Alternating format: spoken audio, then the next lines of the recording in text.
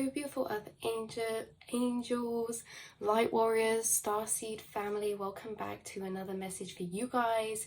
Good morning. Another day for breaking out of the matrix, another day for connecting to spirit, to ourselves, and seeing through what really is to the truth, seeing through the illusions, seeing through the roles and scripts that the unconscious and the conscious are playing in our lives, seeing through.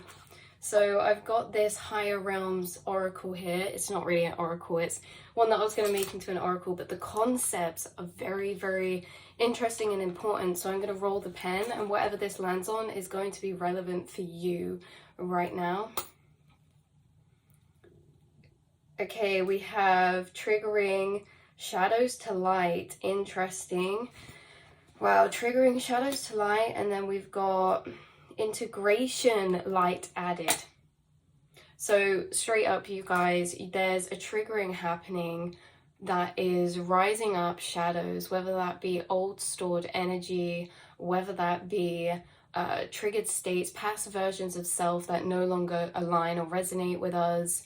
There could be people triggering you into these states to activate those energies to be released and alchemized, or this could also be just more of an internal thing, shadows to light, in a way of triggering happening maybe through dreams or memories, certain past situations arising within emotionally. You guys are so connected to your emotions, and spirit is going to take advantage of that in a way that they can communicate with you through your emotions.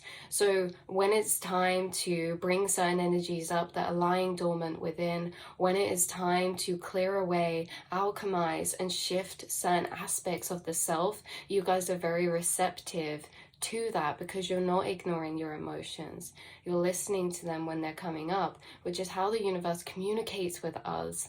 So this is about you really being gentle with yourself, you really giving yourself some credit as you have been turning these darker shadow energies into light. Energy cannot be created nor destroyed. 222 I just saw. Energy cannot be created nor destroyed. So as you have been changing the old energies that are coming up, maybe this is rewriting old habits, rewriting old thought pathways, right? Rewriting old memories with new stories, right? The way that you view people in your past through the eyes of the updated stories. Okay, we're coming on to yin tethering, right? You guys have been doing a lot of yin tethering. Yin beliefs are beliefs that we feel to be true, right? The yang understanding is when we're logically understanding something. The yin is having an experience that really feeling shows us to why something is that way. So you've been gaining new yin perspectives, yin beliefs on past situations, on events or situations from the past, or people that are now making more sense to you now in a new light. You've been gaining new clarity in so many ways that now you're yin tethering. So this is when you guys stood in the here and now, are gaining all this insight, all these new concepts, all these new perspectives, all this new clarity and understanding, right? And because of this, we now can yin tether these new clarities and understandings onto stories and scripts of memories and people from the past that were written when we didn't have this clarity. Now, I like to call yin tethering as well, like if we imagine this, okay, so I have a situation in the past, something happens, now I see them in this light, okay, this light of they're unconscious, right? This light of, you know, I didn't deserve that, this light of this and this and this, right? Okay, and then now I have these perspectives, how the unconscious are helping me to heal. The unconscious are bringing up my shadows, my stored energy, right? So the unconscious are doing this activation within that is uncomfortable, because it's taking us to some spaces or places of having to feel old pain, having to feel maybe frustration, anger, triggering, right? Or having to protect our energy. And now that they're bringing up these old kind of pathways, these old visions and things like that, now the yin tethering is like my new perspective towards this, which I didn't realize before, that the unconscious are helping me. Now it's like I can change the way that I was seeing past or past people, right? So now I can tie my understanding from now to rewrite over my understandings from the past, because a lot of us go through life and we're not updating our systems, we're not rewriting past stories, we're holding them as that same energy within, when you in fact have transformed so much. So you guys are currently yin tethering. This is like adding your new understandings to old situations and people that you can see through more now, see through the illusions of, through situations that you see through more clearly as well.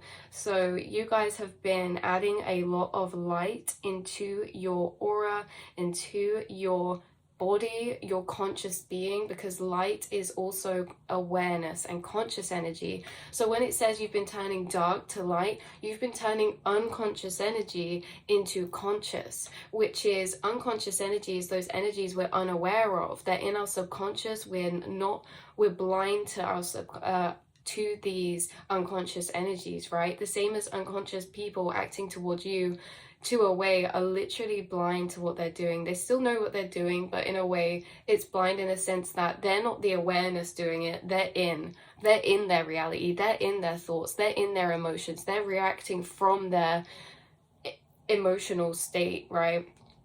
And their unhealedness, right? Unconscious energies is acting from spaces of unhealed energy without realizing that we're acting from an unhealed space, right? So as soon as we become conscious, this is us realizing, actually, this is from a place of unhealed energy. There's pain here, and I'm going to try and transmute that, alchemize that, and learn from that and try and understand that, right? So the unconscious energy is unhealed energy, it's subconscious energy, and you have been taking big chunks of that, whether this is related to situations and people, or whether it's you between you and yourself through childhood experiences or teenagers. Whenever this is, you've been taking energy from the unhealed spaces of the past, or of the mind, or of the collective conscious or unconscious, right?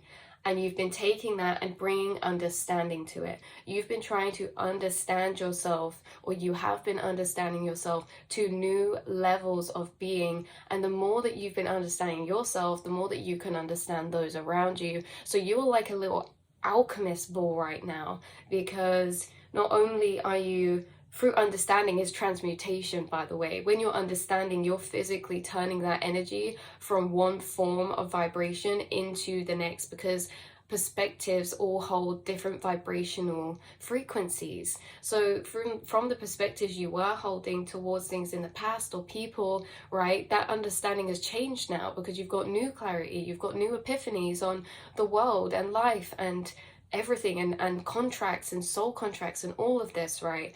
So now that you've got these new perspectives of a higher vibrational frequency, that means that this energy here of what we were holding before is naturally going to be transmuted up into a higher frequency. That means that we carry all of our thoughts and our feelings and our memories and all of our past in our aura. The more that we're rewriting those memories, the more that we are recoding how we see people from the past, or situations from like way in the past, right, letting things go, the more that we are shifting our aura into a higher vibrational state, which feels lighter, which feels healthier, which feels brighter for you. You've been doing a lot of healing. Please give yourself credit, because turning shadows to light is no clean, smooth process. There's always messiness in there. There's always learning in there. There's always mistakes in there to help us learn. There's always going forward, going back. We need to be patient with ourselves when we are doing this work like you're doing, because just remember as well, not everyone's doing this work. Please give yourself credit for all of the inner work that you have been doing that nobody else sees, for all of the shadows that you have been alchemizing, because remember as well, inside the mind is the collective quantum realm.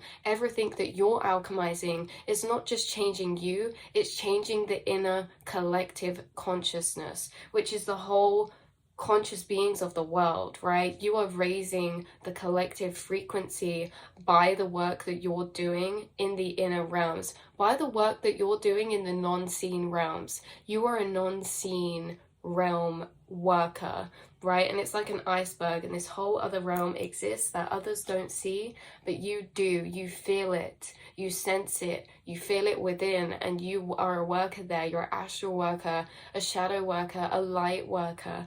And so please give yourself credit for all the beautiful work that you've been doing recently in transmuting all of those energies. And like I said, giving ourselves leeway when we feel like we have you know, when we don't, I just wrote the pen to coexisting, which is making sense for this message. Giving ourselves leeway in coexisting emotions, right? We're allowed to have coexisting emotions, especially from tricky cycles and situations where we can mentally, logically understand and have yin loops to understanding, but we don't emotionally feel that way.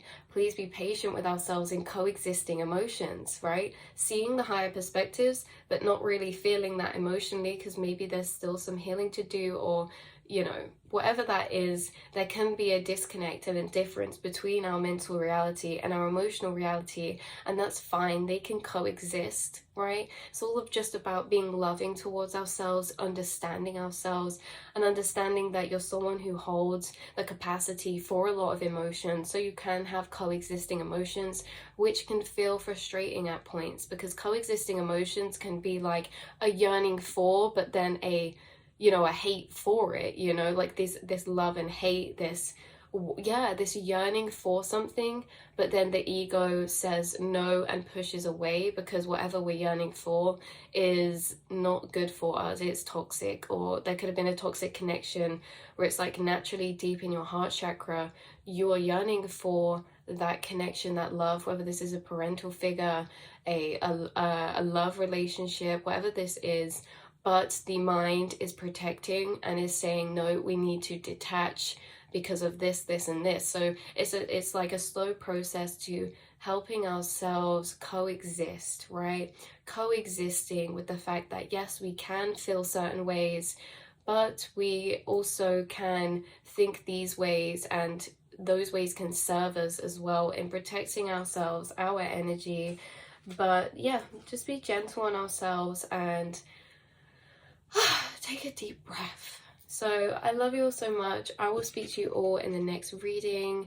Just some confirmations for you, 1, 2, 3, 4. And I hope you have a beautiful day.